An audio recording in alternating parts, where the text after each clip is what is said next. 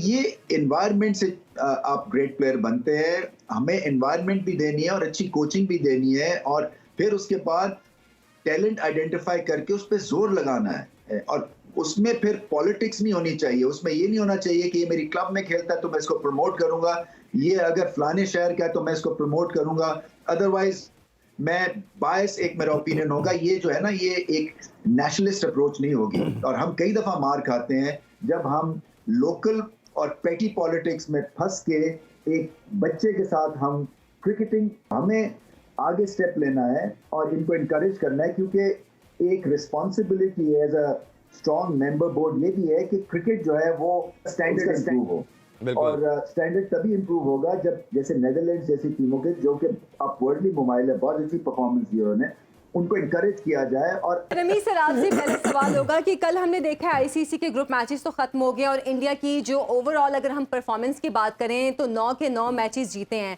और ऐसा गालिबन 2003 और 2007 के वर्ल्ड कप में हुआ था कि ऑस्ट्रेलिया ने इतना तमाम मैचेस जीते थे, कोई मैच नहीं हारा था। एक तो इंडिया की इस आप परफॉर्मेंस को कैसे देखते हैं, क्योंकि हम पहले भी ये बात कर चुके हैं प्रोग्राम में कि उनके इतने ज़बरदस्त प्लेयर्स हैं कि अगर एक प्लेयर को कोई मसला होता है, जैसे हार्दिक पांड्या नहीं थे टीम में, तो टीम को फ़र्क कोई नहीं पड़ा और वो इतना कमाल खेल के गए कि हार्दिक पांड्या की कमी भी महसूस नहीं। उनके डगआउट के प्लेयर भी जो खेल रहे होते हैं उससे ज़्यादा अच्छा खेलते हैं बाद में आकर। इस ओवरऑल सिचुएशन को आप कैसे देखते हैं? जब हम बात करते हैं ना कि बैटिंग इनकी आउटस्टैंडिंग है, सो बॉलिंग को आप अंडर एस्टिमेट नहीं कर सकते। और मुझे ऐसा लगता है कि जितना डिफरेंस इन्होंने डाल दिया, अगर इनका बुरा दिन भी आएगा ना, अगर सेमीफाइनल में, तो फिर भी ये जीत जाएंगे, क्योंकि इतना फर्क है इनमें और बाकी टीम्स में।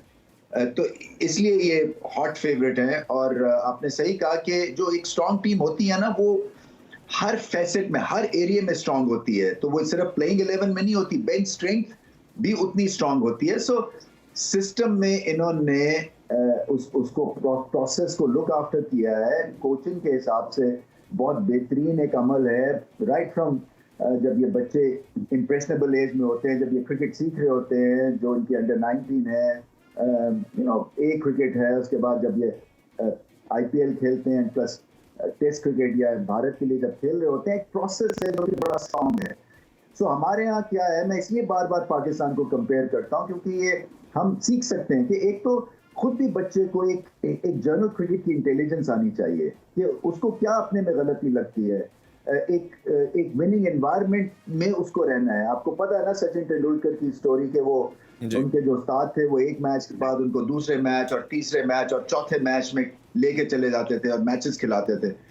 तो ये एनवायरनमेंट से आप ग्रेट प्लेयर बनते हैं। हमें एनवायरनमेंट भी देनी है और अच्छी कोचिंग भी देनी है, और फिर उसके बाद टैलेंट आइडेंटिफाई करके उस पर जोर लगाना है। और उसमें फिर पॉलिटिक्स नहीं होनी चाहिए। उसमें ये नहीं होना चाहिए कि ये मेरी क्लब में खेलता है तो मैं इसको प्रमोट करूंगा, ये अगर फलाने शहर का है तो मैं इसको प्रमोट करूंगा। अदरवाइज मैं बायस, एक मेरा ओपिनियन होगा, ये जो है ना, ये एक नेशनलिस्ट अप्रोच नहीं होगी। और हम कई दफा मार खाते हैं जब हम लोकल और पेटी पॉलिटिक्स में फंस के एक बच्चे के साथ हम क्रिकेटिंग पॉइंट ऑफ व्यू से। अगर थोड़ी बात हम नेदरलैंड के हवाले से भी करें तो हमने देखा कि बड़ा शानदार परफॉर्म करके आए और इन्होंने क्वालिफाइंग राउंड भी खेला और उसमें बड़ा शानदार परफॉर्मेंस भी दी।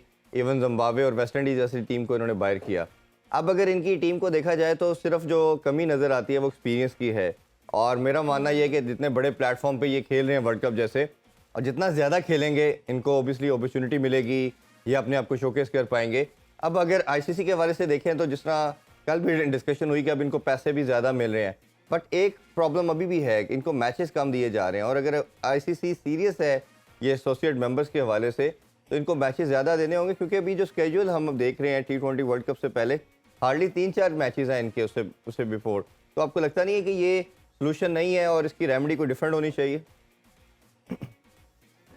देखिए, मैं बहुत सीरियसली सोच रहा था जब मैं चेयरमैन था कि हमें एक एसोसिएट मेंबर्स का क्वाड्रेंगुलर करना चाहिए पाकिस्तान में, क्योंकि आपने पीजीएल में रिस्पांस देखा था। बहुत सारे जो इस तरह के मुल्क थे वो बहुत एक्साइटेड थे कि एक तरह से उनके जो यूथ है वो फास्ट फॉरवर्ड हो जाएगा अगर हम उनको अच्छे डगआउट के लिए एक्सपोज करेंगे।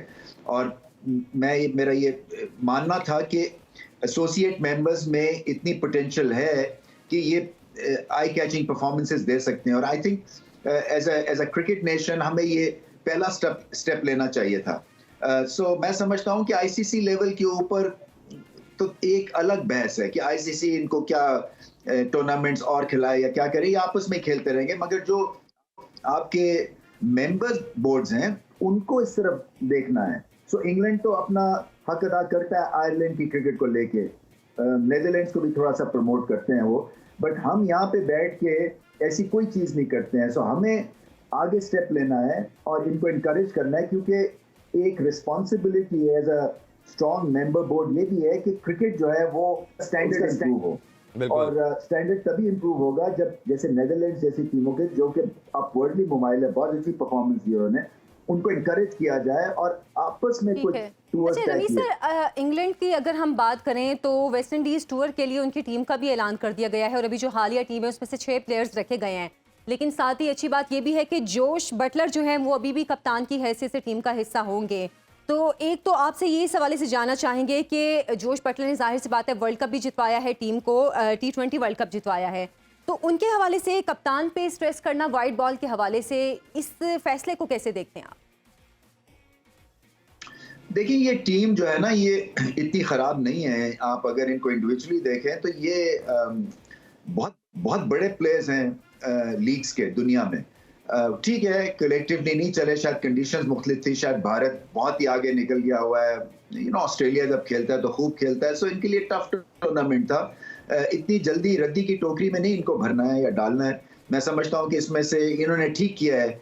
ये नी जर्क रिएक्शन भी नहीं है मगर एक स्टर्न वार्निंग भी है कि हम परफॉर्मेंस को सैल्यूट करेंगे और फिर हम नए टैलेंट को भी इंट्रोड्यूस करेंगे। हमारे पाकिस्तान में यही होता है कि परफॉर्मेंस करे या ना करे, हम नाम के बेस के ऊपर खिलाए जाते हैं और फिर हम कहते हैं जी कि हमारा कप्तान नहीं चला। अगर वो बॉलिंग ही ऊट पटांग हो रही है, आप मुझे फील्ड सेट करके दें गंदी बॉलिंग की, मैं मान जाऊंगा आपको। हो ही नहीं सकता, चाहे जितना मर्जी बड़ा कप्तान आ जाए, माइक ब्रेले आ जाए, इमरान खान आ जाए, गंदी बॉलिंग की कोई भाई खेलों से रिलेटेड तमाम अहम खबरें और अपडेट जानने के लिए सुनो न्यूज़ के यूट्यूब चैनल को भी सब्सक्राइब करें और बेल आइकन को क्लिक करना मत भूलिएगा।